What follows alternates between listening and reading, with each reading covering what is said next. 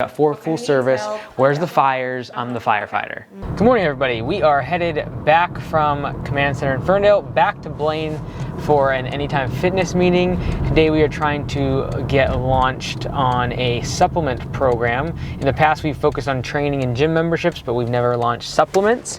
So we're going to be talking with trainers about what they want to offer, where we could put that in the club, how we could pitch that and sell more supplement programs to the members, especially the training members. So we're working on that. The meeting I just finished at Command Center, Brady's going to show it to you here in just a second, is us just trying to figure out, as we've grown so much, how we get structure in place. And right now it's just a matter of we're fighting fires and trying to stay up ahead of things. And service autopilot was down a couple times in the past couple weeks, so it put us behind. So we've been a lot of just like chasing around trying to get things done. Whereas now we need to like step back. Okay, who's going to be managers? How are we going to break things apart? How are we going to silo the teams and make it more structured? So that's what we were talking about. And today just a lot of just random operational stuff. A lot of times when I'm in the car here, I try to just catch up on email. And so yeah, just a whole bunch of running around today. And next year, I'm not going to have any time in my day if I'm taking their phone calls. All the estimates and questions. And just marketing this and that, like that, it's all day, right? Which is fine right now, but like we got to think about just 1 year from now. Yeah. Yeah, so basically this is what I was thinking the other day, kind of like how do we start structuring things, because there's going to be more people and we need to like figure out how it's going to roll. Like if the phone rings and they're running behind, full service would need to be able to jump in. So obviously it's base, obviously they can make a lot more, but it's something for them to work towards. And then someone that is in this category just doing estimates is like just learning. And they're not being pushed to, it's just training. They're not being pushed to full service. But this is like where we're driving for. And this is the only way I can, in my mind, make a logic of paying them what we're paying them. Because like financially we can't afford it. Like that's just the bottom line. But we need them to make this happen. We can't just keep hiring these people and think this is going to happen. Basis. Okay. Right? Okay. Where she shows up for 4 or 6 hours a day, trains them, and then they're doing like the more basic stuff. So the bottom line is the like training is huge. Right. The thing is like this is the goal. The only reason I came up with this in my mind is because like we can't be paying people $25, $30 an hour to be on the phones. Like we'll go bankrupt very, very quickly. We are most profitable when someone's running on P for P and their base is as low as possible. That's how we make it work, right? The part they don't know is scenarios in our industry. I know it seems crazy, but we really need to have them trained to do everything that we do. So we are just focusing on, like for me, these people in HR will be time consuming. Unless there's a hole. These folks literally are the person in the middle of the room. I don't care if we like make a circle and like, hey, you stand there, and when you have a problem, you know who to turn to. And it will be all day with that many people. So I have a question about this though, because I also help with the software. I'm also supposed to be testing. That would mean that I'm not doing that. We saw this coming a mile away. This was an article that was posted on our site for our premium situation. Let's go a little bit further into the article. Right here we had What's up? Yeah, he's right here. We have quite a bit to cover today, and actually like marriage life. Signing your life away. Just like going to Yeah. Good luck. Still very exciting. There's still time. All right, guys. I will see you all next week. Sounds good. Let me know if any questions come up. All right. See ya. Bye, Henry. Like so supplements. So you dug through stuff. Cool. We need to get them into Square, which is the register that we use here to basically check out on. So are we going through like Anytime Fitness still supplements and corporate? They don't have like a specific program. They just have a whole bunch of suppliers that we're able to choose from based on what we want to stock. Could choose from their specific suppliers? We have a lot of flexibility. Like we're allowed to do whatever we want basically. They don't really have a program for it. Well, so. Have you even mentioned Supreme to Mike or said anything? Yeah, I don't really become like a rep for any companies and stuff like that. Like the whole direct sale. Like I'd rather just become more. We're a retailer. Yeah, right. That's why I didn't bring it up to you. Yeah, like my biggest thing is like us buying $3,000 worth of inventory and then it just sitting there. 3 packages. Like, hey, you have someone who is trying to lose weight, someone who is trying to gain muscle, that's right? Easy. Yeah, that's. And then it's a price per month. Really, you can bake in. Okay, if there's 30 capsules of this and there's 50 of this, like you can kind of break it down. Like, hey, it's like $4 or $5 a day. Here you go, right? So It needs to be where on all the iPads we have on Square. So that way, if Tanya's not here, you can sell on the Square thing, especially like after the Evolt. It's literally a walk of like, you're explaining everything. And usually like when I already do it already. right, Yeah, I do it with all you my say, hey, so my make sure you get the VC double A's. Yeah, right. So it'd be better for them. And so from your professional opinion that just gave them an Evolt scan and talked about their health, they're gonna buy from you. Yeah. Especially we're not gonna jack up the prices either. I'm not really into that. Like, My clients have already asked, why don't we sell supplements? yeah. So what I'm thinking is shelves in that back hallway. The locking up is tough, but theoretically, like we could use this. I could nix this. Like no one sits in this. So we could literally just make shelves in the corner, shelves from here down. It really is a perfect space, Mike. Not a lot of people sit around. No. Okay, well, why don't we just plan on nixing this thing, and then we can get like 1, 2, 3, 4 shelves here, and literally we could do, probably 2 in here too. What if we just have something like one of those glass sliding lock doors or something? Yeah, that's what I'm thinking. They're going to keep buying the same stuff every month, 100%. right? And the only way it changes is if their goals change from like weight loss to muscle building, right? But even like one-on-one clients, like they're already paying so much, like pay an extra 30, 40 bucks a month, get good quality supplements, and see better results, So. And I know there's members that would love to just order from their gym that they come every single day and making that extra trip to Bellingham. I talked to a few. Okay. So. And then try to sell first, and then if it works, we'll add other supplement products or, ancillary things that are going to be more niche. With me. The thing is that I already talk about vitamins and pairing vitamins with other vitamins for maximum Well, I think with the absorption. demographics around Right. here, non-GMO, healthy products, organic. It's gonna be easy. I'll support whatever y'all want. And then in terms of I think the biggest thing is the cases. Like they need to be nice, like glass and everything. But on the flip side, I just don't want to spend tens of thousands of dollars on trying to make it look decent. Yeah, there's no point. So I know you kind of had a couple questions on here. I'm gonna just pull this up. So yeah, fire away. You personally and your ability to manage all of the things you're doing. So obviously you have Augusta, Anytime Fitness, you got Reset. Sure, there's other things I'm forgetting, but obviously you have Lawn Care and Landscape Business Course.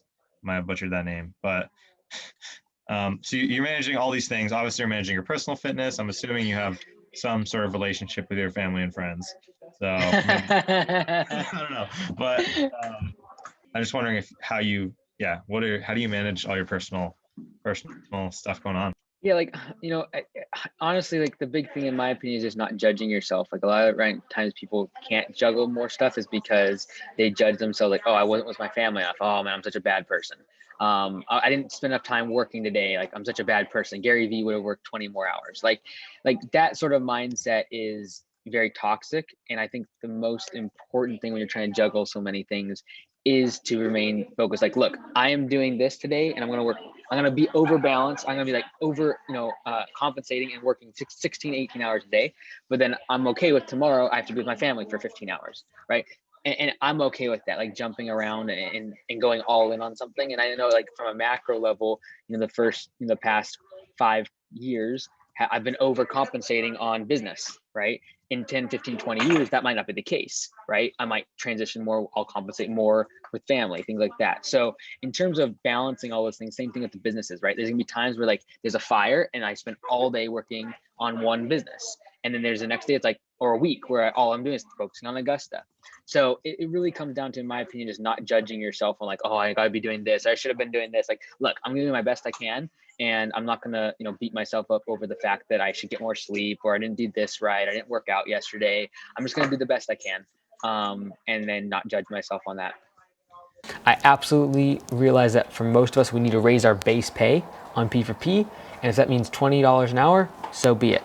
I genuinely believe that I said it in the winter and it's happening, and that is, this is the hardest year for us ever when it comes to hiring. And so we need to capitalize on our growth opportunities. I don't want people, if at all possible, be turning off their marketing, to be turning away leads, to be canceling jobs. We want to take advantage of the spring rush.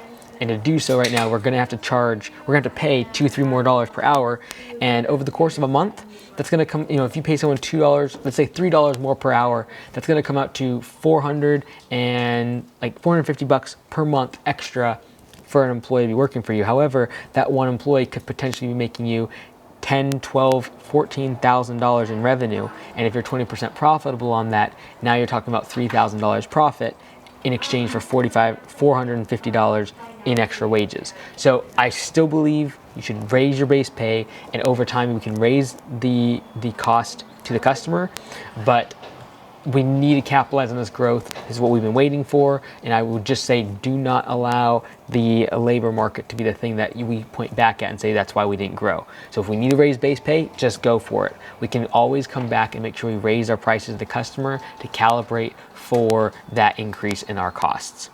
All right, last thing, so in the email is the link for those 30 ways to hire, and then there's also another link with a training video for P4P version 3 that Lonnie did, kind of walking you through different scenarios. Every couple weeks we're adding and adjusting things on there, making little improvements, so we'll just constantly be adding update videos. If you ever have questions, help@AugustaLongerServices.com. Lonnie can walk you through anything, do a screen recording for you on your P4P if you have any questions on that, but we're refining that system. There's always little things, and I appreciate those of you who are running it all the time and are offering suggestions and things. We just have a whole list and we just keep pounding through them week by week. So there was a little glitch that we found, Kevin Cohen found on the overtime. We're able to fix that. Variable rates from the time card, the percentage, being able to change that right from the time card. Little things like that we'll always keep adding to and improving the product. So this is the most recent update in software of version 3 of P4P. And if you run into something like it just does not make sense, please let us know. And usually it's pretty easy explanation, or there was a calculation error in a time card or something like that. So please by all means let us know. But thank you so much, everyone. Have a great weekend. It's mercy goodness. I've never seen anyone go 26 an hour. It's blowing my mind. Some questions for me, but from definitely from a business standpoint, regardless of, I don't really care if you join Augusta or not, you have to switch to residential. In that kind of a market where it's that stiff of competition, the only way you differentiate yourself is to create a brand where people are willing to pay a higher premium.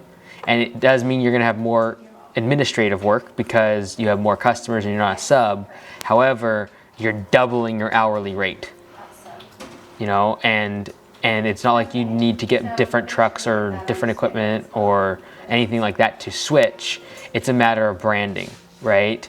And retaining that margin that's right now being sucked up by the general contractor.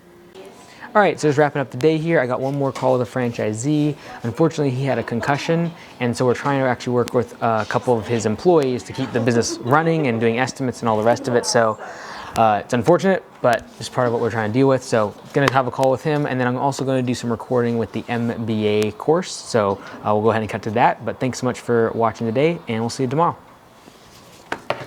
Hey everyone, Mike Andes here, landscapebusinesscourse.com. Today I have a bit of a different video. As you all know, I make this course called MBA for Entrepreneurs. It's an online course. You can see it in the link in the description below. But I wanted to show you one specific concept today, and that is talking about liquidity. So what we're going over right now in the course is the 4 pillars of evaluating the performance of your business based upon your balance sheet and your income statements. So we cover this all in the course, but I want to go over this one specifically because it's the one I think is really important. All right. So liquidity really comes down to whether or not the firm has the ability to pay off its debt as it comes due. So we're really looking at the current ratio. And when we talk about current ratio, what we're looking at is the current assets divided by the current liabilities. Now, current assets are things that can be turned into cash really quickly. This is going to be inventory, working capital, as well as accounts receivable, money that people owe you that you could quickly turn into cash. That's what a current asset is. It's current, okay? It's not like machines and equipment and real estate and things like that. Current liabilities is really any sort of debt or loans that are payable within the next 12 months. This could also be accounts payable. So if you owe a supplier or you owe on a certain trade credit that you have, that would be current liabilities. Now, because using this ratio, you come up with a number. So for example, if my current assets are $300,000 and my current liabilities are $100,000, that would mean that my current ratio is 3.0. Now you say, well, what does that really mean? Well, every single industry is going to have a specific current ratio that's kind of the norm and what is kind of standard. Your goal, obviously, is to make sure that it's a higher number because it means you're more liquid. You're able to actually pay off your liabilities much quicker. You're able to make sure that you're solvent. If that number, if you have more liabilities than assets, potentially you could be insolvent depending on your long-term assets and liabilities. So this is one of the things we cover in the MBA for Entrepreneurs course. A lot of people ask me what's inside there. It's definitely more high-level concepts like this, but this is just one of the 4 different ways you need to evaluate your business. And I look at your income statements. So we always look at income statements and balance sheet as like the triage to your business. When you go to a hospital, they take your blood, they take your heart rate, they take your blood pressure, they take your height and your weight and all the rest of it. That's the triage. That's like the key elements of your business that are really important. Now, using the triage is now we're actually like digging into the health records. We're like, okay, what's the liquidity of the business? Using what's going to be in current assets and current liabilities, which is in your balance sheet. These are all things we talk about in the MBA course. I'd love for you to be able to join the course. Right now, it's 40% off, and it's going to be 40% off until we finish it. It's going to slowly go up. So check it out right now. Down in the description, use the link, and you get 40% off if you use the pre-sale link down below. So I hope you join. It's definitely more theory. It's a little more thick. You might listen to 1 or 2 of these lectures a day, but I think over the course of 2021, as we double the amount of content that's already there, it's gonna be really valuable for all of us as small business owners and entrepreneurs. I look forward to seeing you there.